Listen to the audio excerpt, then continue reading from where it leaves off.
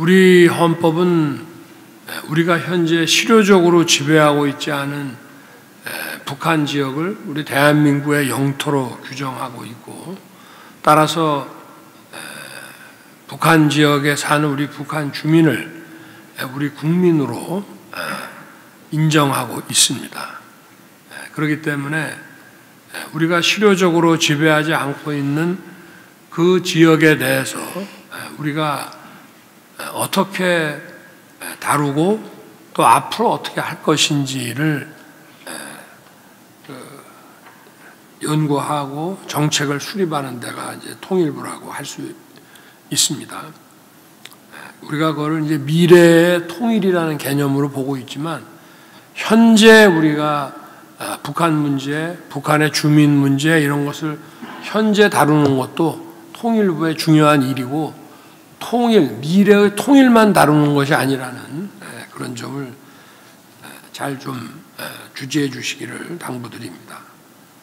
저는 통일이 되려고 그러면은 다 변해야 됩니다. 북한이 변해야 되고, 또 주변 상황이 바뀌어야 되고, 또 우리도 통일을 할 수 있는 그런 경제적 이런 또 사회적, 문화적 이런 경우에 따라 이제 군사적인 이런 역량까지 전부 이제 갖춰야 됩니다. 통일에 대한 준비가 과연 뭐냐에 대해서는 백인백색으로 견해가 다를 수 있습니다만은, 어쨌든 통일이라는 것은 준비해서 되는 일이지 그냥 되는 일은 아니다라는 거 여러분 다 잘 알고 계실 겁니다. 그러나 준비한다고 해서 준비 진행되는 그 과정과 그 속도에 따라서 통일이 이루어지는 게 아니라, 통일은 갑자기 찾아오겠죠. 그러나 준비된 경우에만 그것을 실현할 수 있다라고 하는 그런 점. 그리고 저는 이 통일 문제에 대해서 이런 감성적인 접근은 좀, 물론 우리가 기본적으로 한 민족이라는 생각은 좋은데, 감성적인 접근보다는 좀 냉철한 이런 그 판단 그리고 준비 이런 거에 좀 더 관심을 좀 가졌으면 하는 당부를 좀 드립니다. 그리고 북한의 그 정치, 경제, 사회 이런 문화 이런 모든 정보들에 대해서 통일부가 더 좀 연구를 많이 하고, 또 이거를 대외적으로 좀 많이 공개하고 그 실상을, 그래서 우리 국민들이 북한에 대해서 알아야 돼요. 근데 지금 우리 국민들이 북한에 대해서 잘 모릅니다. 언론에서 다루지도 않고 그 실상을. 그래 어떻게 통일을 하겠습니까? 입으로만 통일하는 게 아니고, 우리가 지금 실효적으로 지배하지 않고 있는 저 지역과 우리가 같은 민족이기 때문에 하나의 이제 정치 사회 공동체로 가겠다고 하는데, 현재 저 지역이, 저 주민이 어떤 상태에서 살고 있는지를 우리 국민들이 모른다면은 이 통일이라는 말은 그거는 말이 안 되는 얘기가 되는 거죠. 그러니까 통일부에서 통일부 업무라고 하는 거는 남북 간이나 주변 이런 상황에 따라서, 또 정부의 그 상황에 따른 정부의 그 입장과 정책에 따라서 그 좀 어젠더나 다루는 일이 좀 다를 수가 있습니다. 그런데 내가 어제 며칠 전에 물어보니까 전체 직원이 한 600여 명 된다고 하는데, 이거를 좀 업무가 좀 바뀌면은 거기에 따라서 유연하게 과제 중심으로 좀 다시 좀 재조직화해서 일을 좀 해주기 바랍니다. 그래서 이 전문가들 좀 이런 세미나도 좀 많이 열고, 또 특히 그 탈북자들 잘 해줘야 됩니다. 우리 통일부에서 정말 관심 가지고 그 탈북자 지원을 좀 잘 도와주고, 누구한테 그냥 나는 중앙부처 공무원이니까 그냥 누구한테 맡긴다 이렇게 생각하지 말고, 그리고 변화가 일어날 수 있다 이 말입니다. 그리고 이 탈북자들을 통해서 얻은 다양한 정보들을 또 통일에 활용하고 또 국민들이 전부 공유할 수 있도록 다 공개하고 그래 해야 된다고 생각합니다. 저는 북한 인권 문제도 인권 그 자체를 넘어서서 북한 주민의 인권도 중요하지만 우리 국민이 또 전 세계 사람들이 북한 인권의 실상과 북한의 정치 사회 상황을 알고 공유한다는 게 저는 더 중요하다고 생각합니다. 그래서 이 정당성과 명분이 어디에 있는지, 그러면 통일은 어떤 방식으로 돼야 되는지 더 나은 쪽으로 돼야 되지 않겠습니까? 아니 만약에 북한이 더 지금 우리 남쪽보다 더 잘 산다면 그쪽 중심으로 돼야 될 거고, 남쪽이 훨씬 잘 산다면은 남쪽의 체제와 시스템 중심으로 통일이 돼야 되는 게 상식 아니겠습니까? 그렇기 때문에 이것을 전 세계가, 주변국이나 전 세계나 우리 국민들이 또 북한 주민들도 가능한 한 이 실상을 정확하게 알아야 된다고 생각합니다. 이게 가장 출발점이기 때문에 통일부에서 이거를 정확하게 잘 파악하고 세밀하게 연구하고 이거를 많이 홍보하고 국민들 또 모든 세계 사람들, 북한 주민이 공유할 수 있도록 해야 된다고 생각합니다. 그리고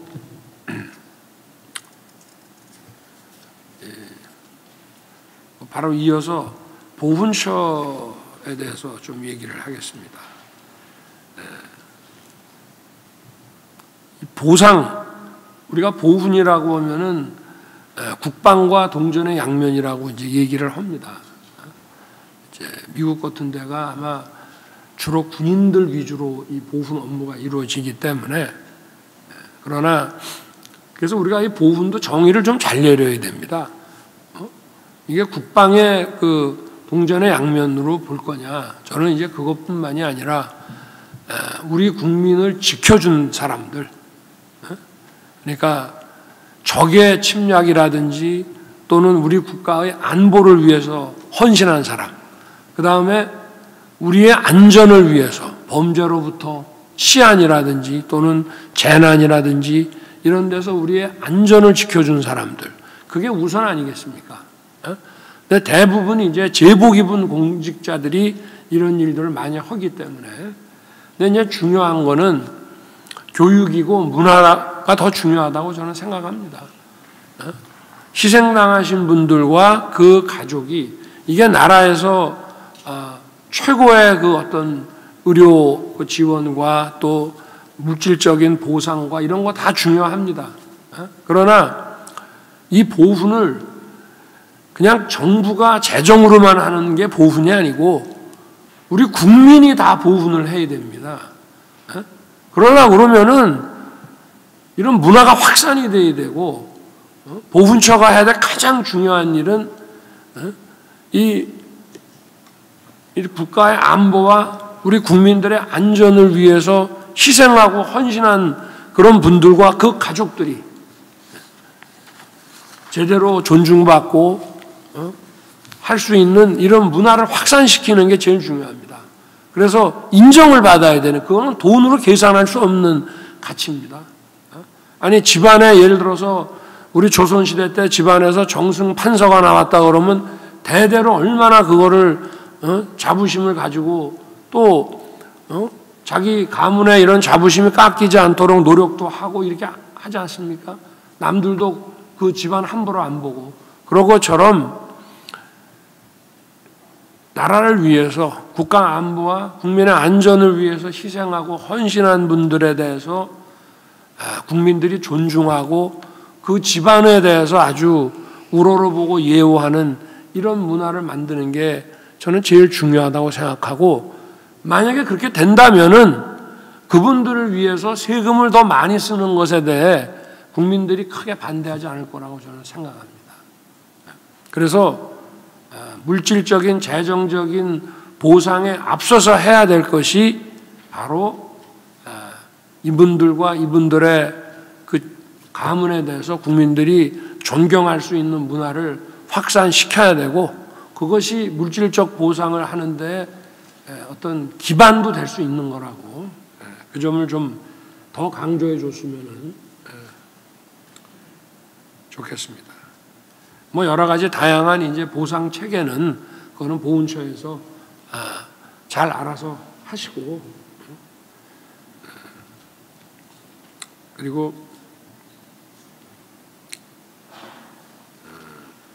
또 아무나 보훈 대상자로 하면은 이게 또 보훈이라는 게 예를 들어서 물론 희생하신 분들은 한 분도 빠짐없이 이렇게 해야 되는데 그 선정이라든가 이런 거를 좀 절차를 잘 만들어 가지고 좀 권위가 있게 해야 될 필요가 있다고 봅니다.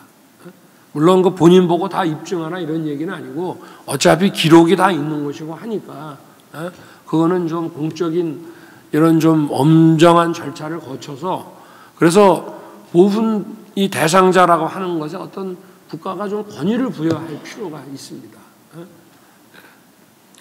그렇지만 한편으로 이제 여러 가지 보훈과 보훈 대상자와 그 가족들의 이런 그 보훈 서비스를 이용하는 데 있어서는 좀 편리하게 이용할 수 있도록 그건 뭐 우리가 복지 시스템을 이용하는데 너무 어려워서 이제 제대로 이용 못하는 분들이 많은 거 그런 거와 같은 맥락에서의 이제 얘기고 그래서 하여튼 그러기 위해서는 우리가 이 보훈 대상자와 그 가족을 존중하는 그런 문화를 만들고 국민들이 그런 생각을 갖도록 확산시키는데 그게 재정적 보상보다 훨씬 중요한 문제고 또 앞선 문제인데 또 이 보훈 대상자를 존중하는 사회를 만들려고 그러면 우리 대한민국의 국가 정체성이 확실해야 됩니다. 뭐 무슨 전쟁에 나가서 전투에 나가서 또 무슨 훈련 중에 다친 분들에 대해서 무슨 전쟁이라는 게 무슨 평화를 저해야 하는 거며 이상한 소리 해서 하는 그런 식의 그 말도 안 되는 국가 정체성 가지고 이 보훈 문화를 제대로 정착시키기 어렵습니다. 대한민국은 자유민주주의 국가고 이 자유민주주의 국가를 지키기 위한 이러한 헌신이 그게 바로 그런 분들에 대해서 국민이 함께 예우하고 존경을 표하는 것이 그게 보훈이라는 것을 명확히 해야 됩니다.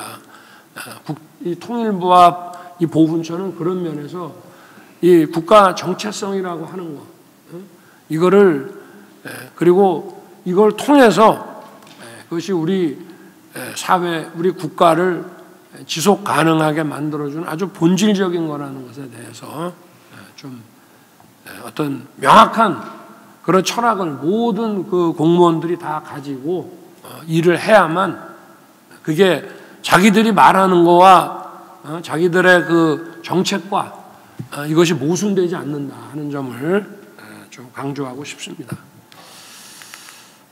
그리고 먼저 그 인사혁신처에 대해서 좀 말씀을 드리면은 똑똑한 사람이 다 공무원 해갖고 그 사회가 발전하겠냐라는 얘기들 있죠. 그러나 저는 그렇게 생각하지 않습니다. 우수한 인재들이 더 좋은 이런 보상 체계와 여건이 있음에도 불구하고 나는 그래도 이 나라와 공익을 위해서 일하겠다고 모여드는 그런 사회가 그게 제대로 된 사회입니다.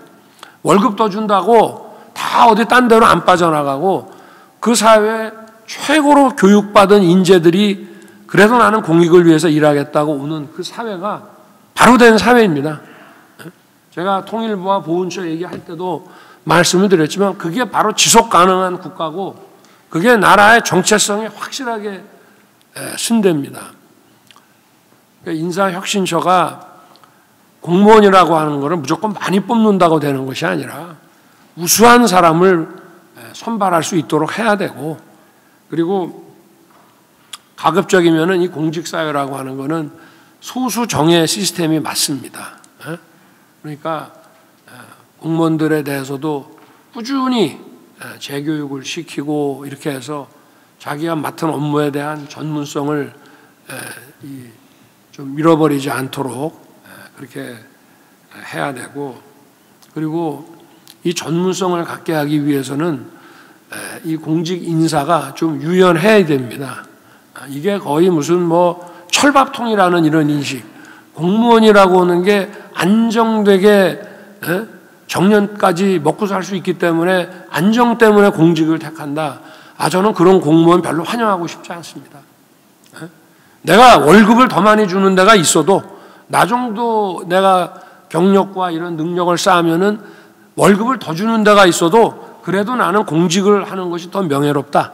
이런 사람들에 대해서 우리가 정말 신분의 보장과 이런 것들을 해야 되는 게 아니냐. 그렇게 해서 소신껏 일하고 정말 공익에 자기 목숨을 걸 수 있는 그런 사람들이 공직에 많이 모여들 수 있도록 그런 좀 제도적인 여건을 좀 잘 만들어 주시기 바라고, 또 공직에서 좀 부적합한 사람들이라든지 그러면 또 다른 분야로 진출할 수 있는 그런 좀 이런 중개 상담 역할도 좀 하고, 뭐 무슨 역량이 떨어진다고 그냥 뭐 퇴출시키고 이런 것이 아니라 저게 기업 같은 데도 이 업무가 안 맞으면 또 다른 업무로도 바꿔주고 이런 그 상담을 많이 하지 않습니까? 퇴로도 열어주고 그런 역할을 좀 인사혁신처가 좀 맡아줘야 공직 인사의 유연성을 또 저희가 만들어갈 수 있습니다. 그냥 내모는 것이 역량이 좀 안 된다고 해서 함부로 해고하고 이러는 거는 바람직하지는 않기 때문에 그런 부분들을 좀 잘 연구를 해서 좀 해주기 바라겠습니다. 그리고 이 행정안전부라고 하는 이 조직은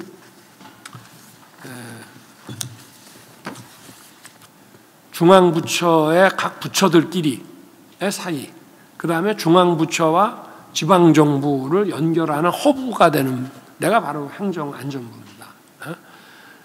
뭐 안전하고 행정이 합쳐졌지만 예를 들어서 이걸 행정부라고 이제 우리가 안전을 좀 빼고 생각을 해보면은 이 행정부라고 하는 거는 중앙 각 부처와 또 중앙정부와 지방정부를 연결하는 그 허브 역할을 해야 되는 데가 바로 이 행안부입니다. 그러니까 그 행안부도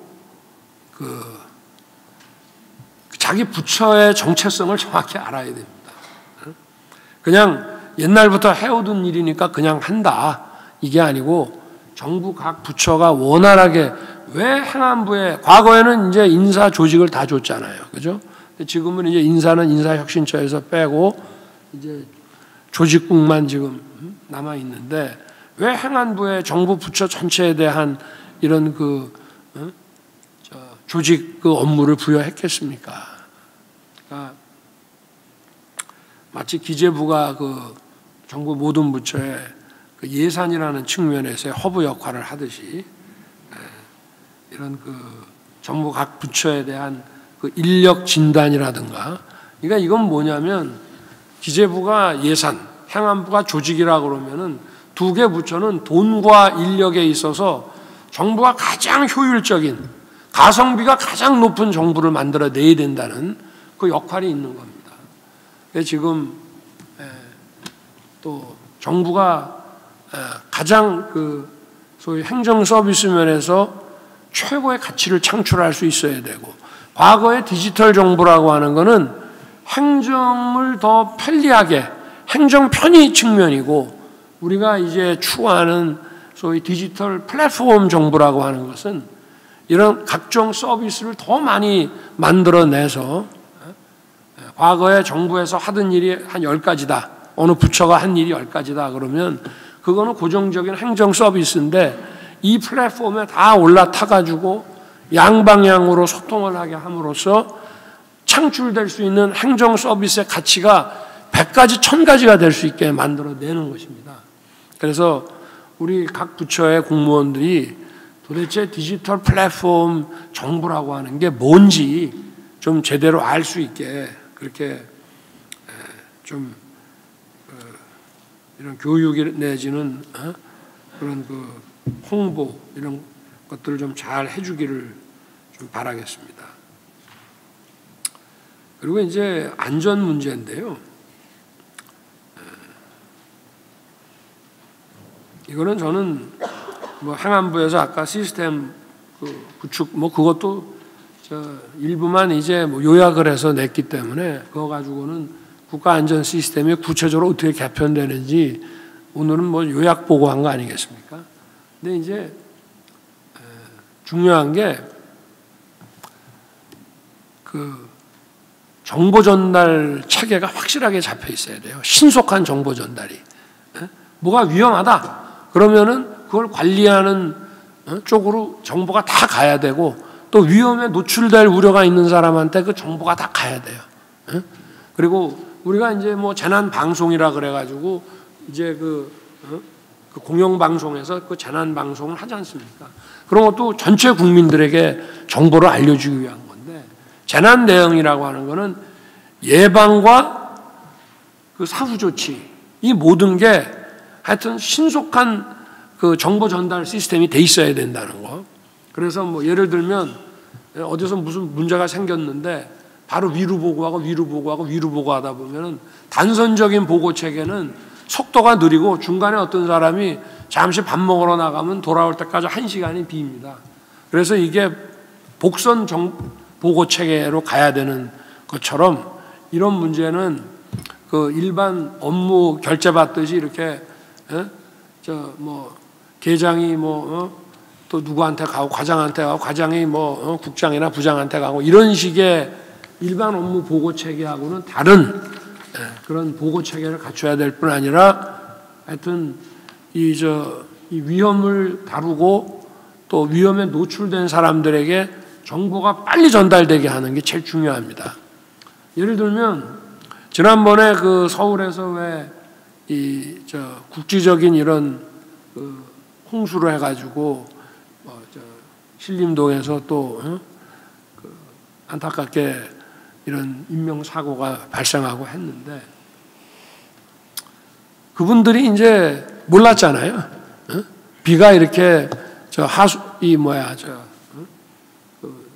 역류를 해가지고 이렇게 위험에 노출될 수 있다는 걸 몰랐잖아요.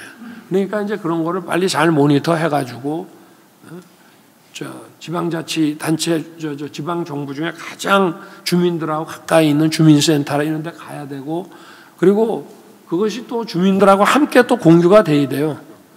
그런 것처럼 거기서 이제 과학이 필요한 겁니다.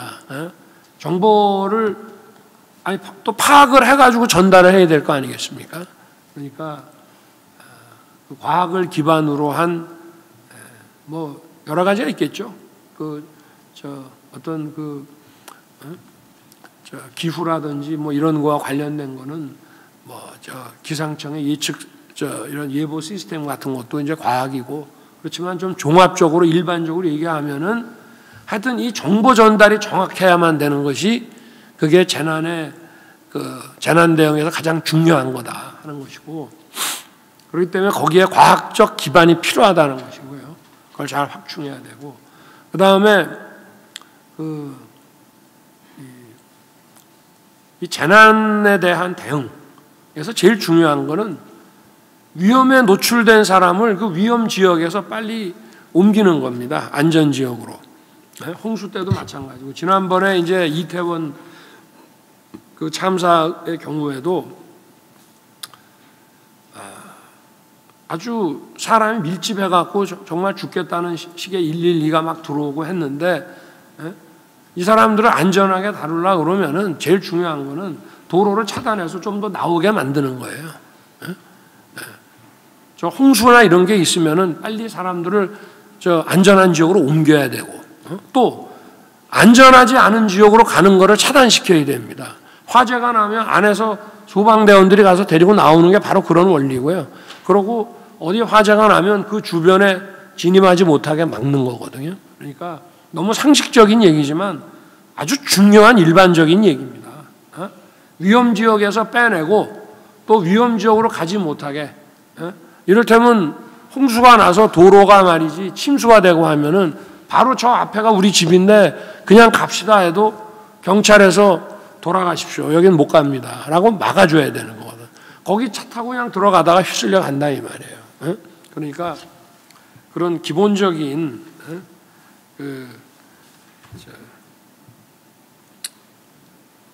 그런 원칙을 잘 가지고 있어야 됩니다. 그래서 하여튼 신속한 정보 전달, 공유, 그 다음에 이걸 위해서 과학 기반이 돼야 되고, 그리고 이런 걸 하기 위해서는 각 부서에 권한과 책임을, 권한이 없는데 책임을 어떻게 묻겠습니까?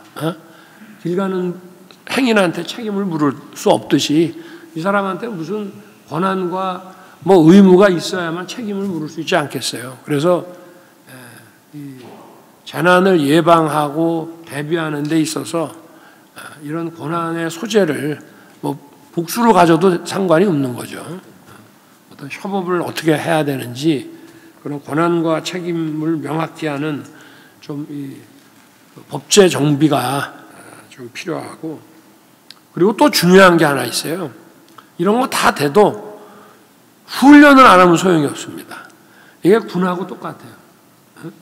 제도가 잘 돼 있고 무기가 좋은 게 나와 있고 또 뭐 교육도 다 받았어. 그런데 실제 훈련을, 기동 훈련, 뭐 컴퓨터 시뮬레이션부터 시작해서 실기동 훈련을 안 하면 그 군대는 그거는 거의 당나라 군대입니다. 그런 것처럼 이런 우리가 이제 겪고 많은 참사를 야기한 재난들이 있지 않습니까? 그러면 그 뭐 민방위 훈련 같은 거를 그냥 막 하지 말고 이런 재난 대비 훈련을 좀 정기적으로 일반 국민들이 하는 거하고 또 관계 공무원들이 하는 거하고 좀 나눠가지고 관계 공무원들은 좀 자주 실효적인 이런 훈련을 좀 해야 된다 이 말이에요. 그래서 그리고 이제 우리가 공무원 수를 뭘 또 일을 한다고 하면 맨날 공무원 수를 또 늘려 뭘 또 만들어 더 뽑고 이러는데, 지금 지난 정부에도 공무원 수가 많이 늘었지 않습니까? 그러니까 이런 좀 인력 구조 조정을 좀 행안부가 잘 진단을 해서 이런 재난을 예방하고 대비하고 또 그 사고 발생 시에 긴급 투입할 수 있는 이런 쪽으로 인력 조정을 좀 많이 하십시오. 재난 대비를 하는데 입으로만 되는 게 아니라 결국 이거를 담당할 공무원이 많아야 돼요. 그런데 너무 적다 이 말이고, 그렇다고 해서 막 늘리지 말고 숫자를, 지금 우리가 정부 지금 재정도 지금 만만치가 않아요. 그러니까 이 인력 진단을 잘 해가지고 이 재난을 대비하는 각 부처가, 그래서 특히 뭐 행안부라든지 이런 데도 마찬가지고 다른 부처도 마찬가지입니다. 필요에 따라서는 부처끼리 옮겨도 상관이 없다 이 말이에요. 그렇게 해서 아주 무슨 범정부적인 이런 이런 재난안전본부 같은데 각 부처 공직자들이 또 파견오고 이렇게 하면은 그거 할 수 있지 않습니까? 그러니까 그런 식으로 해서 하여튼 여기 이 업무를 담당하는 그런 사람들이 있어야 뭐 일을 하지 않겠습니까? 그러니까 그런 문제도 잘 좀,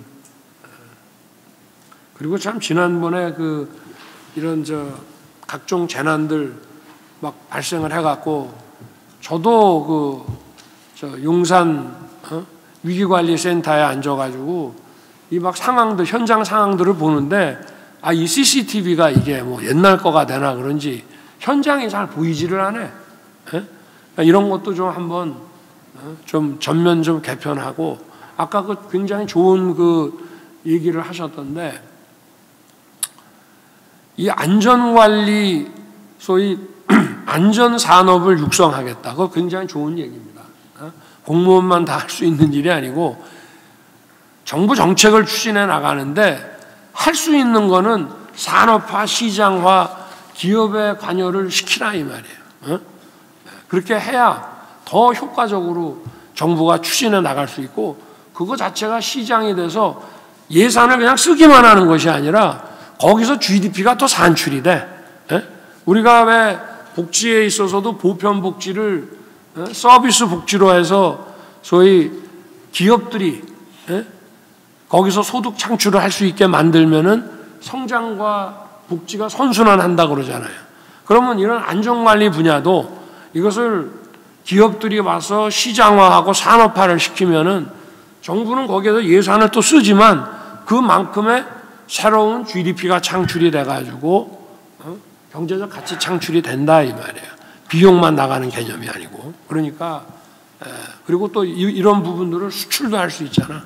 그러니까 이런 안전에 관한 이런 거를 좀 전담하는 이런 기업들도 좀 나올 수 있게끔 이 시장화와 산업화를 좀 잘 좀 시켜보십시오.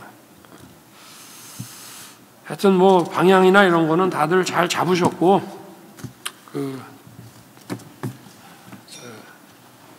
그리고 참 그 행안부에서는 아까 얘기한 것처럼 보조금 이런 거 좀 다 공개하세요. 투명하게. 누가 받아갖고 어디다 썼는지. 안에 국민 세금을 갖다가 썼는데, 저 공무원들은 법인카드 쓰면은 그 법인카드까지 다 올리잖아요. 예산 회계 시스템에 다 올리잖아요. 근데 보조금 받아갔으면은 단 10원이라도 누가 어디에다 썼는지 다 오픈해야 됩니다. 그게 기본 국가 재정 기본 원칙입니다. 그런 걸 제대로 관리 안 했다는 거는 그건 잘못된 거예요. 단 1원의 세금도 그렇게 하면 안 됩니다. 그리고 지금 이제 내가 오늘 아침에 이 자리에서 말씀을 드리지만 그 매경 그 일면에 보니까 그 챗 GPT라고 그래가지고 이게 지금 뭐 소위 빅테크 이제 산업을 아주 흔들고 있다는 이런 기사가 났는데 제가 한번 이쪽을 잘 아는 어느 지인한테 2023년도 대통령 신년사를 챗 GPT가 한번 써보게 해서 제가 받아봤어요. 그럴듯해요. 정말 훌륭하더라고요. 그거 몇 자 고치면은 그냥 대통령 신년사로 나가도 지금 이 챗 GPT가 미국에서는 지금 와튼 스쿨 MBA 그 입학 시험도 통과했다는 거 아닙니까? 그래서 나도 통과하고 이러는데 우리 공직 사회에서 지금 기업은 이런 거 많이 있을 겁니다. 그러니까 우리 행안부가 이런 공무원들이 이런 챗 GPT를 좀 많이 활용을 해가지고 뭐 무슨 옛날에 뭐 누가 그랬다고 그러대. 과천의 어느 부처인데 부처 이름은 얘기하면 좀 그렇고 장관이 새로 부임을 했는데 한 2주일 동안 불이 환하게 막 밤 12시까지 켜 있더라는 거예요. 그래서 이 장관이 새로 와놓으니까 역시 기강을 잡고 막 공무원들이 열심히 일하는구나 그랬더니 알고 보니까 그게 아니고 장관 언론 간담회 그거 뭐 예상 질문사항도 만들고 답변도 정리하느라고 2주 동안 그러니까 업무를 모르는 사람이 장관을 와놓으니까 이제 그런 걸 했다는데 뭐 그런 경우라도 이런 챗 GPT가 있으면은 2주일 동안 밤 안 새고 하루만 해도 되지 않겠나 싶습니다. 그래서 이거를 좀 잘 연구해 가지고 우리 공무원들이 잘 좀 활용할 수 있게 그래서 불필요한 데 시간 안 쓰고 정말 국민을 위해서 필요한 서비스를 창출하는 데만 좀 에너지를 쓸 수 있도록 우리 행안부에서 좀 잘 리드해 주기를 바라겠습니다. 수고 많으셨습니다. 고맙습니다.